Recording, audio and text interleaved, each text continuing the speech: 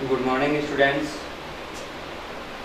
आज अपन स्टार्ट करेंगे जैसे पिछली क्लास में अपन ने पढ़ा था पर परागण। तो पर परागण के अपन ने विधियां पढ़ी थी। पर परागण की क्रिया किन किन विधियों के द्वारा संपन्न होती है। आज अपन देखेंगे कि पर परागण की क्रिया को संपन्न करने के लिए पादपों में कौन कौन से अनुकूलन पाए जाते हैं। तो पर परागण की क्रिया को संपन्न करने के लिए पर परागण के अनुकूलन टॉपिक होगा अपना पर परागण के अनुकूलन।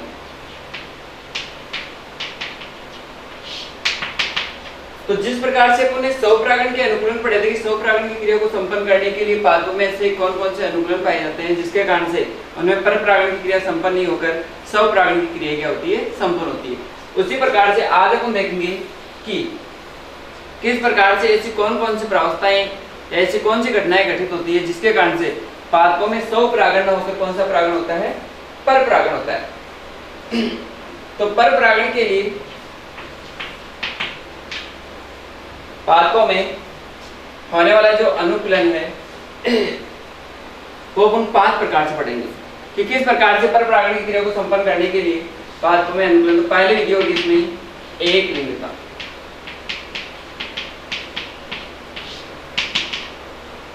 देखिए एक लिंगता क्या होता है कि ऐसे पुष्प या ऐसे पादप जिनके अंदर जो लैंगिक जनन संरचनाएं हैं। तो लैंगिक जनन संरचनाएं कौन सी होगी, अपना पुमंग होगा और जायांग होगा।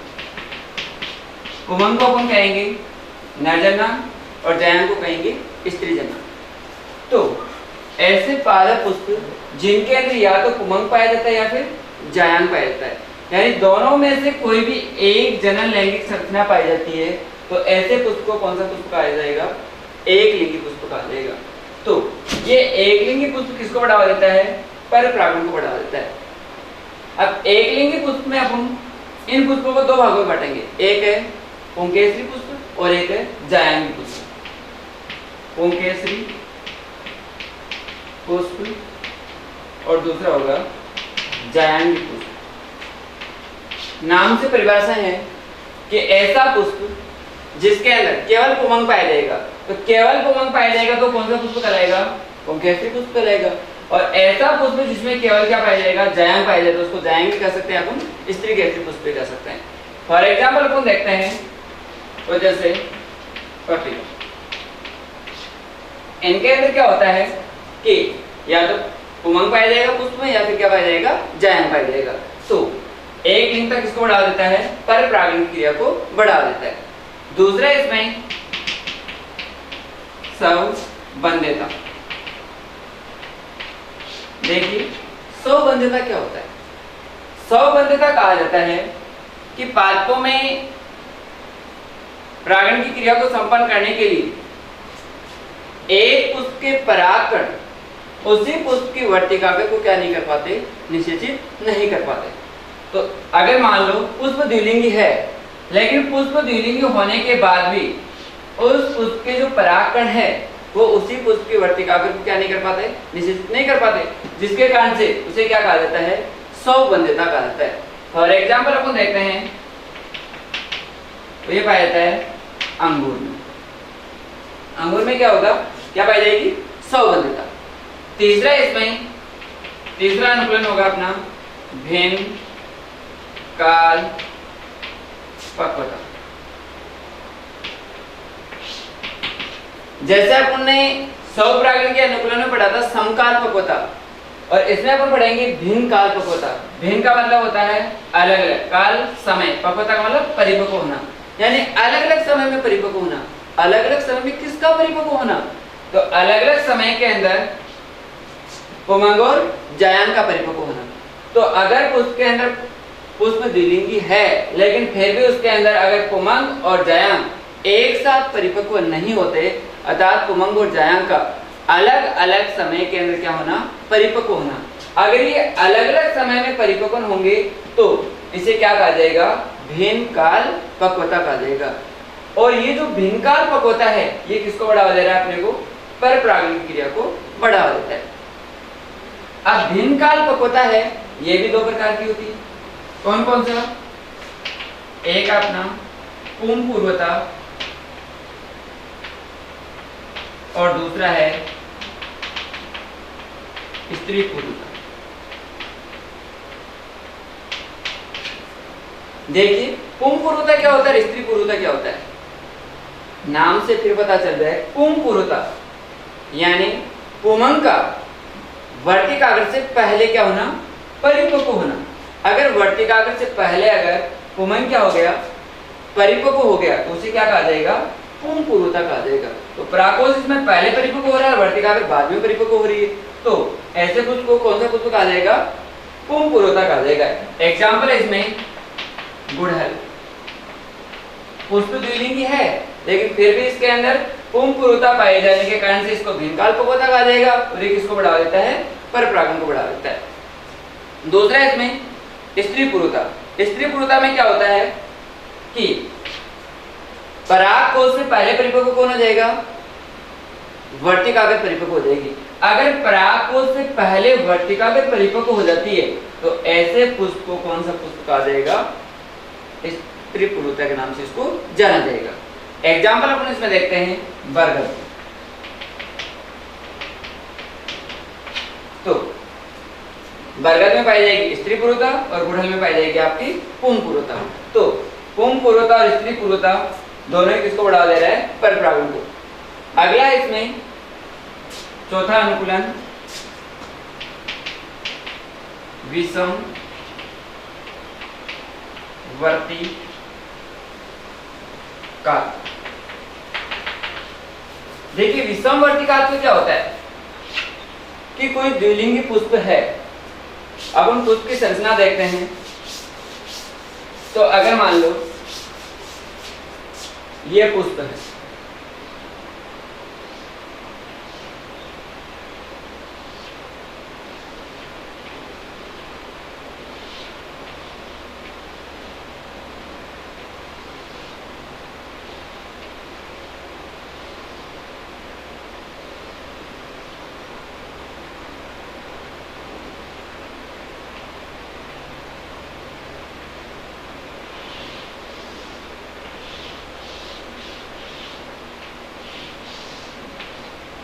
अगर इस पुष्प में ये पूतंतु है, ये पूतंतु इस वर्तिका से क्या होता है, लंबा होता है। अगर पूतंतु लंबा है और वर्तिका कैसी है, छोटी है, तो पूतंतु लंबा होगा, वर्तिका छोटी रहेगी, तो इसको कहते हैं अपन कौन सा पुष्प, थर्मोइड पुष्प। थर्मोइड पुष्प।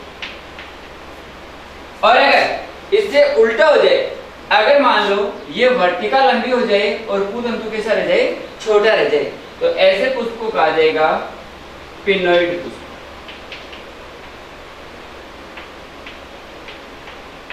तो थर्मोइड और पिनोइड पुष्प किसे कहा जाएगा, अगर मान लो पूतंतु तो कैसा हो, लंबा और वर्तिका कैसी रह जाए, छोटी रह जाए, तो इसको कौन सा पुष्प कहा जाएगा, थर्मोइड।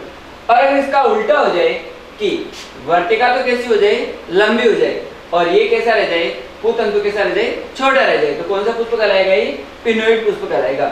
और इसी को क्या कहा जाता है, विषम वर्तिका तो कहा जाता है।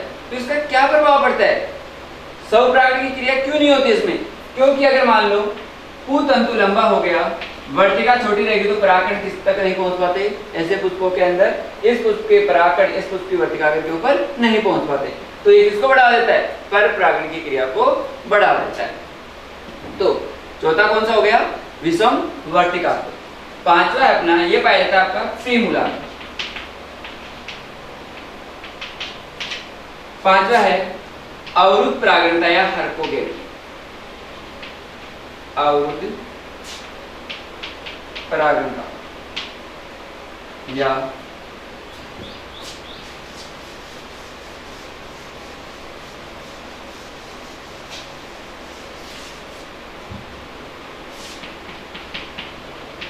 अवरुद्ध परागणता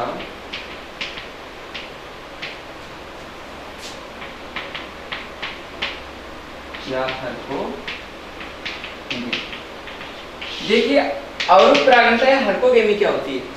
अवरुद्ध परागणता या हरकोगेमी कहा जाता है कि अगर किसी भी कारणवश से एक द्विलिंगी पुष्प के अंदर परागकोश का स्फुटन वर्तिकाग्र से दूर जाकर हो जाता है तो उस पुष्प के परागकण उस पुष्प की वर्तिकाग्र के ऊपर नहीं पहुंच पाते। तो अगर परागकोश का स्फुटन, ये परागकोश इसका स्फुटन दूर जाकर हो रहा है तो वर्तिकाग्र के ऊपर इसके परागकण क्या नहीं होते, पहुंच नहीं पाते, जिसके कारण से ये स्वपरागण की क्रिया को संपन्न नहीं करता, जिसके कारण इसको क्या कहा जाता है, अवरुद्ध परागणता या हरकोगेमी के नाम से जाना जाता है। तो इस तरह से परपरागण क्रिया के कौन कौन से अनुकूलन पाए जाते हैं? तो 5 अनुकूलन अगर आपको पूछा जाए तो आप बताओगे। नंबर 1 कौन सा बताओगे? एकलिंगता। दूसरा बताओगे सौगंधता। तीसरा होगा भिन्नकालपक्वता। चौथा होगा विषम वर्तिकात्व और 5वां होगा अवरुद्ध परागणता या हरकोगेमी। तो इस प्रकार से परपरागण की क्रिया को संपन्न करने के लिए 5 अनुकूलन कौन कौन से हो गए? एकलिंगता, सौगंधता, भिन्नकालपक्वता, विषम वर्तिकात्व, अवरुद्ध परागणता या हरकोगेमी। नेक्स्ट इसमें अपन पढ़ेंगे कि स्वपरागण की क्रिया और परपरागण की क्रिया अपन पढ़ लेंगे। स्वपरागण क्या होता है, परपरागण क्या होता है। इसके बाद में अपन देखते हैं कि स्वपरागण की जैसे अपन लाभ और हानियां पढ़ी थी उसी प्रकार से परपरागण के लाभ और हानियां क्या क्या होती है। तो सर्वप्रथम अपन देखते हैं परपरागण की लाभ। देखिए परपरागण की क्रिया को संपन्न करने के लिए या परपरागण की क्रिया जो संपन्न होती है तो उसमें क्या क्या लाभ होते हैं। सबसे पहले अपन देखते हैं कि अगर पादप में परपरागण की क्रिया होगी तो परपरागण की क्रिया के द्वारा दो भिन्न भिन्न पादपों के लक्षणों को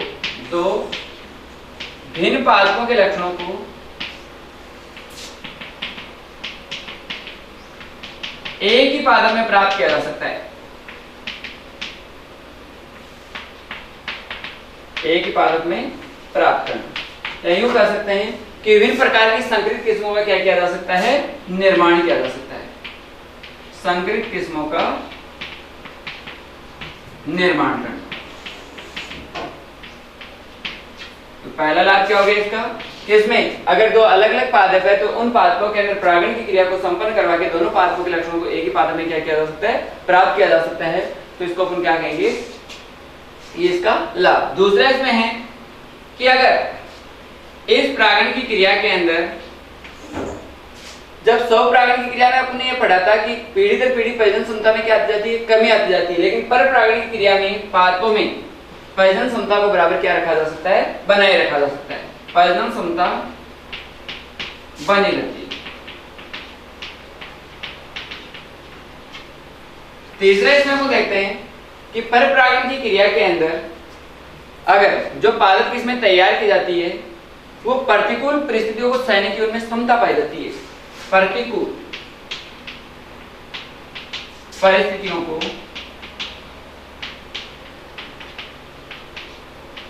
सहने की क्षमता पाई जाती है।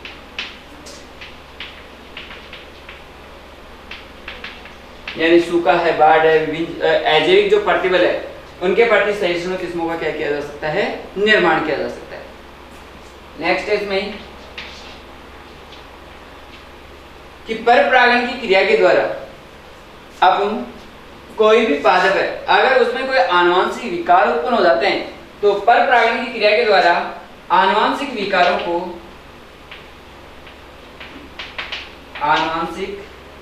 को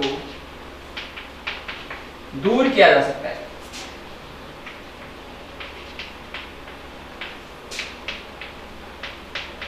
क्लियर? तो परपरागण की क्रिया के अंदर क्या कर सकते हैं अपन कि पादपों में आनुवंशिक विकारों को क्या किया जा सकता है, दूर किया जा सकता है। इसके अलावा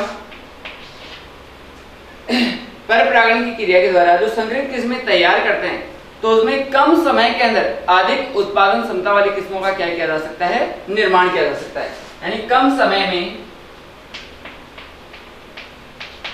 अधिक उत्पादन क्षमता वाली किस्मों का निर्माण किया जा सकता है।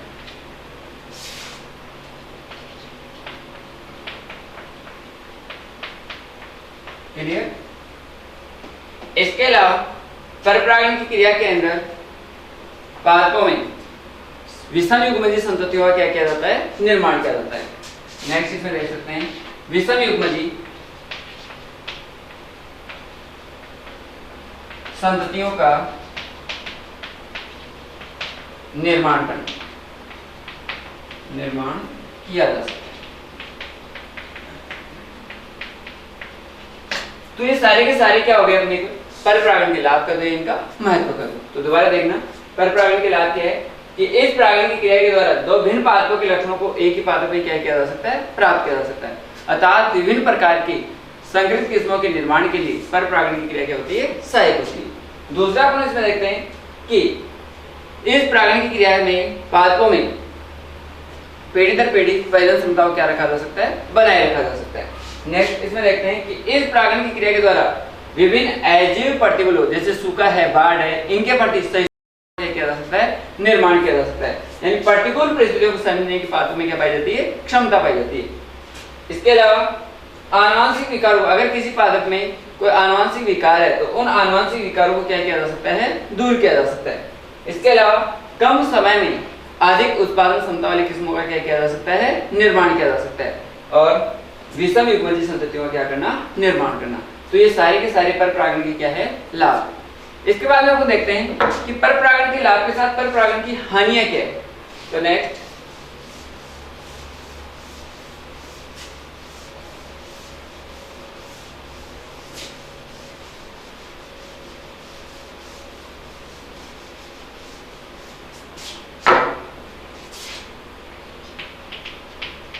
परपरागण की हानि। अगर परपरागण होगा तो पादपों में कौन कौन सी हानियां होगी? तो जिस प्रकार से स्वपरागण के लाभ और हानियां थी उसी प्रकार से परपरागण के लाभ और हानि में तो लाभ अपन ने देखे। अब हानि इसमें क्या होती है? तो सबसे पहले हानि तो यह है, आपको पता होगा कि स्वपरागण की क्रिया में अपने को किसी प्रकार के माध्यम की आवश्यकता नहीं थी, लेकिन परपरागण की क्रिया को संपन्न करने के लिए किसकी आवश्यकता होती है? माध्यम की आवश्यकता होती है। तो इस परागण क्रिया में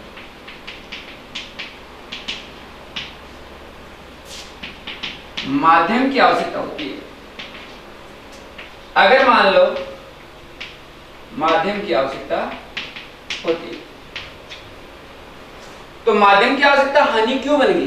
क्योंकि अगर जब तक प्राप्त कणों को वर्तिकाग्र तक नहीं लेके जाएगा, चाहे वो जैविक माध्यम हो चाहे वो अजैविक माध्यम हो, तो अगर वर्तिकाग्र तक परागकण नहीं पहुंच पाते तो परागण की क्रिया संपन्न नहीं हो सकती। तो ये इसकी क्या होगी? हानि होगी कि परपरागण की क्रिया को संपन्न करने के लिए किसकी आवश्यकता होती है? माध्यम की आवश्यकता होती है। तो जब तक इनको माध्यम नहीं मिलता तब तक परागण किस तक नहीं पहुंच पाते? वर्तिकाग्र तक नहीं पहुंच पाते। दूसरा इसमें है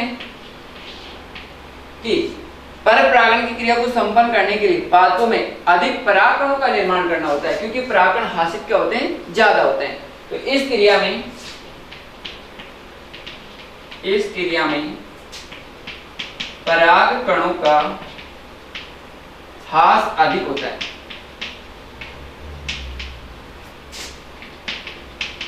जिस कारण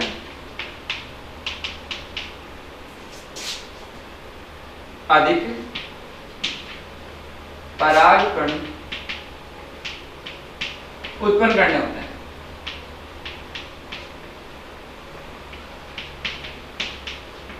नेक्स्ट तीसरी हानि क्या है कि इस परागण क्रिया के अंदर समयुग्मजीय संततियों का निर्माण नहीं किया जा सकता। समयुग्मजीय संततियों का निर्माण नहीं किया जा सकता।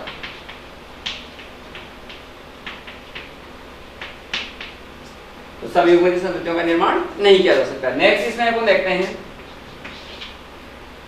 कि इस परागण क्रिया में किसी भी पादप के जो आनुवांशिक लक्षण है, तो जो आनुवांशिक लक्षण जो बेटर किस्म के जो लक्षण है, तो उन लक्षणों को पीढ़ी दर पीढ़ी बनाए रखना क्या होता है, मुश्किल होता है। इस परागण क्रिया में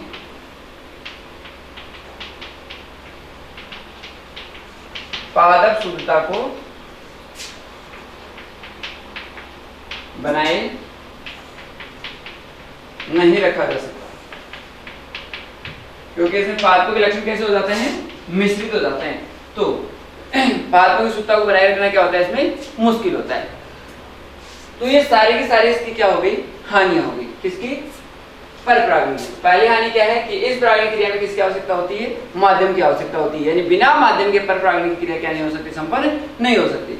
दूसरा इसमें क्या है कि इस परागण की क्रिया में क्या होता है कि परागकण का हास अधिक होता है। जब परागकणों का हास अधिक होता है तो पादपों के लिए अधिक परागकणों का क्या करना पड़ता है, निर्माण करना पड़ता है। तीसरी इसमें क्या है कि इस परागण क्रिया के अंदर समयुग्मजीय संततियों का निर्माण नहीं किया जा सकता। इसके अलावा चौथा इसमें क्या है कि इस परागण क्रिया में पादपों की जो आनुवंशिक शुद्धता है, आनुवंशिक रूप से जो शुद्ध पादप है, तो उन पादपों की शुद्धता को पीढ़ी दर पीढ़ी बनाए रखना क्या होता है, मुश्किल होता है, क्योंकि पादपों के लक्षण कैसे हो जाते हैं, इसमें मिश्रित हो जाते हैं। तो ये सारी की सारी इसकी क्या हो गई, हानि हो गई। तो इस तरह से आज हमने पढ़ा कि परपरागण के अनुकूलन क्या होते हैं और परपरागण के लाभ क्या होते हैं और परपरागण की हानियां क्या होती है। तो आज के लिए इतना ही। नेक्स्ट क्लास में हम पढ़ेंगे पराग स्त्री के संकर्षण।